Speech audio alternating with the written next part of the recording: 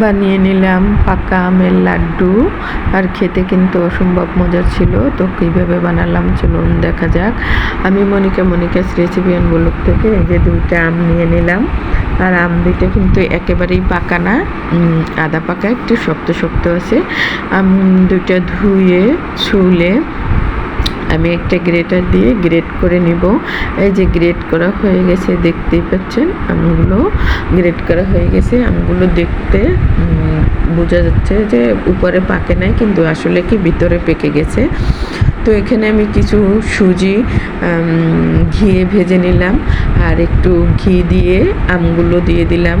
আপনারা চাইলে নাও দিতে পারেন, কারণ আমি একটু ঘ্রাণ ভালো আসার জন্য ঘিয়ের মধ্যে আমগুলো একটু ভেজে নিচ্ছি। গ্রেট করা আমগুলো দিয়ে ভেজে নিচ্ছি। আর এখানে আমি দিয়ে দিলাম পরিমাণ মতো চিনি। আর আপনারা চিনিটা যেরকম একটু টকটক খেতে চাইলে লাড্ডুটা ওরকম বানাতে পারেন। আমি আমার পরিমাণ মতো চিনিটা দিলাম, দিয়ে ভালো করে নেড়ে চেড়ে আমগুলোর সাথে মিশিয়ে দিলাম। আর এখানে আমি ভেজে রাখা কিছু সুজি আমের সাথে মিশিয়ে দিলাম, দিয়ে একটু ভালো করে নেড়ে চেড়ে ভালো করে মিশিয়ে নিতে হবে। আর এখন চুলার তাপটা একটু টিপস হলো, সবসময় এইগুলো বানাতে নিলে চুলার তাপটা মাঝারি আঁচে রাখতে হবে, না হয় নিচ থেকে পুড়ে যাবে। দিয়ে দিলাম কিছু মাক্স দুধ, গুঁড়া দুধ দিয়ে, দুধটা অপশনাল, না দিলেও হয়, কিন্তু আমি একটু স্বাদ ভালো হওয়ার জন্য দিয়ে নিলাম। দিয়ে ভালো করে এখন এটাকে মাঝারি তাপে আস্তে আস্তে জাল করে নিয়ে এটা একটা ডো তৈরি করে নিতে হবে। এখানে দিয়ে দিলাম কিছু পেস্তা বাদাম। আর পেস্তা বাদাম আপনাদের ঘরে না থাকলে না দিলেও হবে, আমার ছিল তাই দিয়ে দিলাম।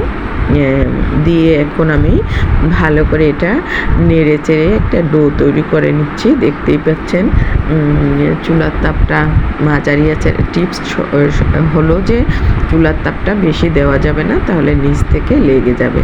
এই যে আমার একটা নাড়তে নাড়তে একটা ডোয়ের মতো তৈরি হয়ে গেছে, প্রায় দেখতে পাচ্ছেন আঠালো আঠালো ভাব চলে আসছে। এই যেই দেখতে পাচ্ছেন এটা আঠালো হয়ে গেছে। যত এটাকে চুলার তাপটা কম রেখে যত জাল করবেন তত কিন্তু লাড্ডুটা ভালো হবে।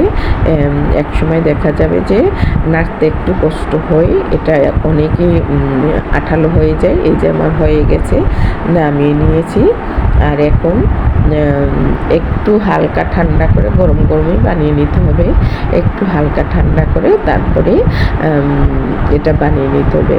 এখন আমি হাতে একটু ঘি লাগিয়ে তারপরে এই যে এটা গরম গরম বানিয়ে নিচ্ছি। একেবারেই গরম না, মাঝারি গরম বানিয়ে নিচ্ছি। এই যে দেখতে পাচ্ছেন লাড্ডুগুলো খেতে কিন্তু ভালোই লাগছে। একটু হালকা টকটক ছিল। আপনারা চিনিটা টকটক না রাখতে চাইলে আমি টিপস দিব যে চিনিটা একটু বেশি দিবেন। আমারটা একটু টকটক হয়েছিল। তো বানানো হয়ে গেছে দেখতে পাচ্ছেন। আর উপরে সৌন্দর্যের জন্য আমি একটা করে কিশমিশ দিয়ে দিলাম, মানে সাজানোর জন্য। আমরা ঘরে অনেক সময় দেখা যায় যে এটা যদি বাইরের থেকে কিনে খাই, দেখা যাবে যে অনেক ভালো হয়েছে, অনেক মজা এভাবে বলবে, কিন্তু ঘরে সামান্য জিনিস দিয়ে এভাবে কিন্তু আমরা বানিয়ে নিতে পারি। আর এটা আমি ঠাকুরের যে কোনো জিনিস আমি বানাই আগে, পরে ভিডিওটা দেই, ঠাকুরের জন্য বানাই। তো আমার আমের লাড্ডু বানানোটা কেমন হলো সবাই কমেন্ট করে জানাবেন। যদি ভিডিওটা ভালো লাগে শেয়ার করে রেখে দিবেন। আর উপর দিয়ে সৌন্দর্যের জন্য এবং খেতে ভালো লাগার জন্য আমি একটু গুঁড়া দুধ ছিটিয়ে দিচ্ছি। দেখতেই পাচ্ছেন গুঁড়া দুধটা দিলে দেখতে ভালো লাগে, মিষ্টি মিষ্টি মানে মিষ্টির মতো লাগে। তো সবাই ভালো থাকুন, সকলের জন্য শুভকামনা। আবার কথা হবে, দেখা হবে অন্য কোনো